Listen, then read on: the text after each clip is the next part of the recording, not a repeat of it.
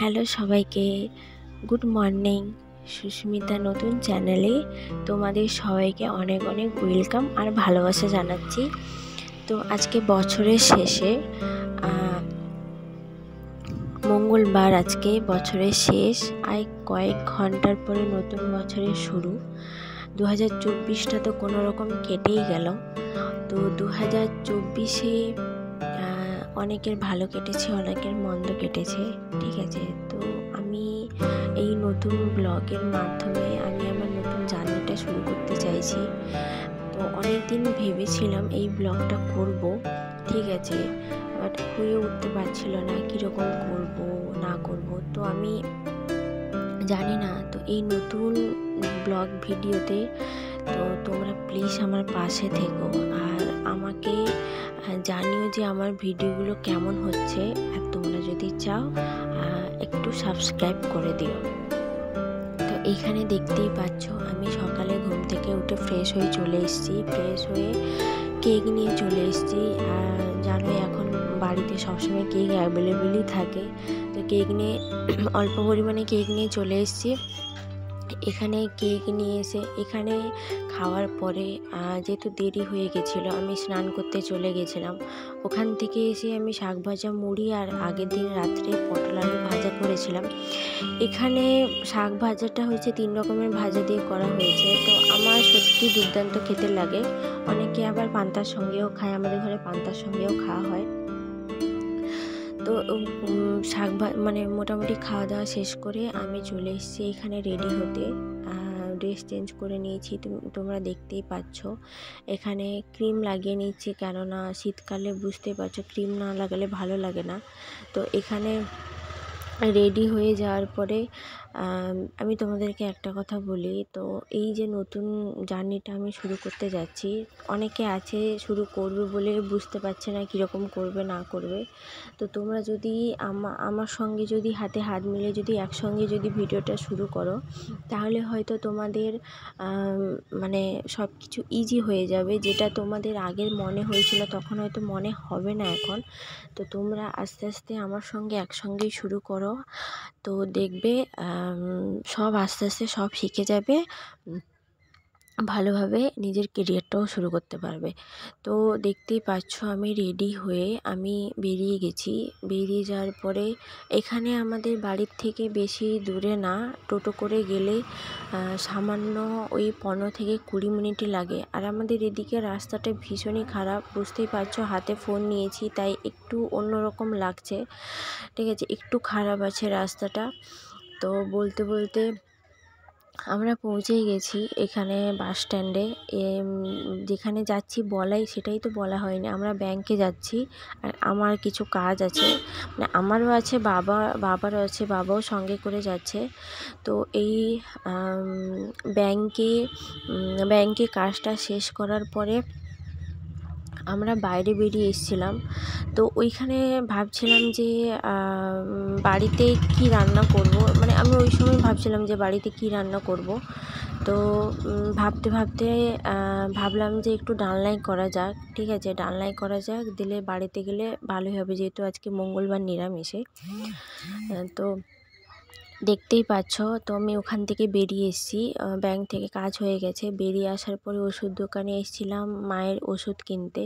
তো এখান থেকে বেরিয়ে আমরা সবজি বাজারে ঢুকবো, কিছু বাড়ির জন্য কিছু সবজি কেনার আছে। তো এখানে তোমরা মানে বিশ্বাস করবে না, তো আমার সবজি বাজারে যেতে ভীষণই ভালো লাগে, আর মাছ বাজারে যেতে, কালারফুল সবজি দেখতে আর মানে বিভিন্ন রকমের মাছ দেখতে কার কার ভালো লাগে আমাকে একটু জানিও। তো আমার কথাগুলোর মধ্যে যদি কোনো কিছু ভুল ত্রুটি হতে পারে বা হয়ে থাকে, তোমরা প্লিজ আমাকে একটু জানিও। দেখো আমি বুঝতে পারছি না যে কীরকম টাইপের কি বলবো, আমি পুরোটাই এই ব্লগ ভিডিওর মাধ্যমে তোমাদেরকে সবটাই আমি জানাচ্ছি। তো দেখো বাড়ির জন্য কিছু সবজি কেনা হচ্ছে, সবজি কিনে নেওয়ার পরে এখানে আমি সবটা দেখাতে পারিনি। এখানে কিছু সবজি আছে যেটা আমার ভীষণই প্রিয়, আর শীতকালেই তো পাওয়া যায়, সেটা তুমি জানো। এখানে 3-4 রকমের শাক আছে, দেখতেই পাচ্ছ। তো এই শাকগুলো মানে শাক বলে না, এটা চচ্চড়ি হয়, এইগুলো চচ্চড়ি খেতে দুর্দান্ত লাগে। তো এখানে বিভিন্ন রকমের মাছ আছে, মাছ বাজারে ঢুকেছিলাম, বাট দেরি হয়েছে বলে ওই রকম ভালো মাছ ছিল না। তো দেখতেই পাচ্ছ ওখান থেকে মাছ বাজার থেকে বেরিয়ে এসে এইখানেও কিছু দেখছিলাম, ঠিক আছে, ওখানে ভালো কিছু পেলাম না। তো ওইখান থেকে বেরিয়ে এসে টোটো নিয়ে টোটো করে সোজা বাড়িতে চলে এসেছি। বাড়িতে এসে ফ্রেশ হয়ে কড়া চাপিয়ে দিয়েছিলাম। এখানে আমি ডালটা নিয়েছিলাম, ডালটা অল্প করেই ছিল, বেশি নিইনি, ডালটা অল্প করেই ছিল। তো এই ডালটা দেওয়ার পরে ওই দেখতেই পাচ্ছ ওই 1 কাপ মতন ডাল নিয়েছি, 1 কাপের একটু বেশি হবে ডাল নিয়েছি। তো এখানে ডাল নেওয়ার পরে ডালটাকে মিডিয়াম টু হাই ফ্লেমে ডালটাকে ভেজে নেওয়ার পরে জল ঢেলে দিলাম সেদ্ধ করার জন্য। ডালটাকে এই সময় বেশি নাড়বো না, ওই ডালের যে ফেনা হয় না, ওগুলো বের করে দেওয়া হয়। তো ওইটা আর নেওয়া হয়নি। আমি ফুলকপি আলু, ডালের মধ্যে কিছু সবজি দেবো, ফুলকপি আলু, মটরশুঁটি, টমেটো এগুলো হচ্ছে মশলার এতে, আর ফুলকপি আলুটা আর মটরশুঁটি এই 3টাই দেবো।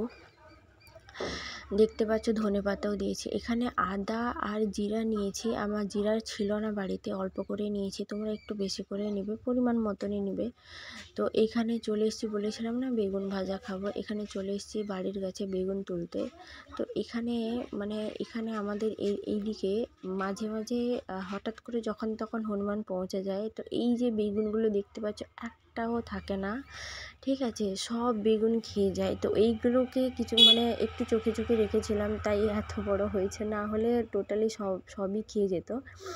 তো এই বেগুন ভাজাটা আমি করব। হ্যাঁ, বেগুন ভাজার সঙ্গে আরও ভাবলাম যে কেননা আলুর চিপসটাও করি। দেখতেই পাচ্ছ দিদা একটা শাক কাটছে, ওটা হচ্ছে চিকনি শাক। এটা কারা কারা চেনো একটু জানিও, আর যদি রেসিপিটা জানতে চাও প্লিজ আমাকে জানিও, আমি শেয়ার করে দেবো। তো এখানে আদা আর জিরাটা বেটে নিয়ে চলে এসেছি, ডালটাও প্রায় শেষের দিকে হয়ে এসছে।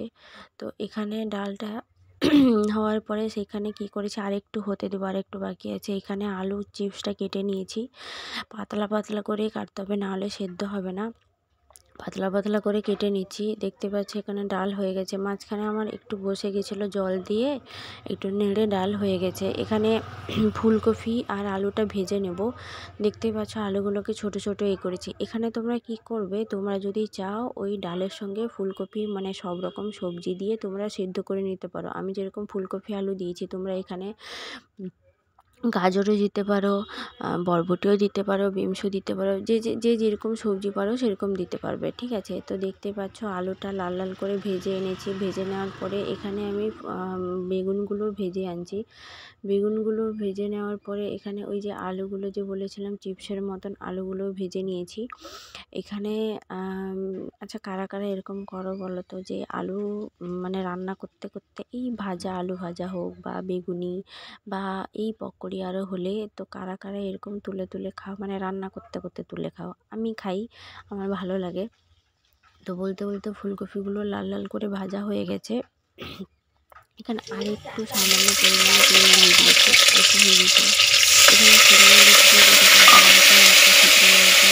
রসুন আর একটা তেজপাতা আর হাফ টমেটো। তো এখানে আদা জিরা বাটাটাও দিয়ে দিলাম, দিয়ে একসঙ্গে কষিয়ে নেব সামান্য আরেকটু জল দিয়ে। এখানে আমি সেরকম গুঁড়ো মশলা অ্যাড করিনি, আমি জিরা গুঁড়ো আর ধনে গুঁড়োটা আমার ছিল না, তাই আমি এখানে শুধু হলুদ গুঁড়ো আর লঙ্কা গুঁড়োটা দিয়েছি। লঙ্কাটা পরিমাণ মতনই দেবে।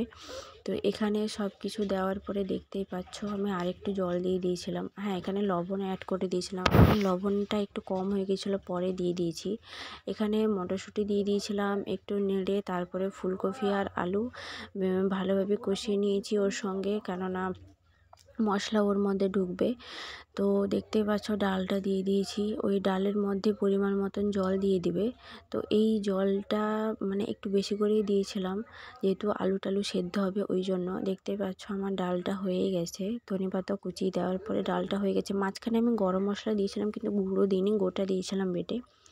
এখানে বাড়িতে সবজি রান্না হয়েছিল, এখানে হয়েছিল আমি আলু ভাজা করেছিলাম, বেগুনি করেছিলাম, এই যে ডাল, এটা হচ্ছে 5 মিশালি একটা সবজির তরকারি। তো রাত্রে সেরকম কিছু ছিল না, এই ডালনায় রেখে দিয়েছিলাম, আর 2টো পরোটা হয়েছিল। সত্যি বলতে ডালনাটা দুর্দান্ত হয়েছিল।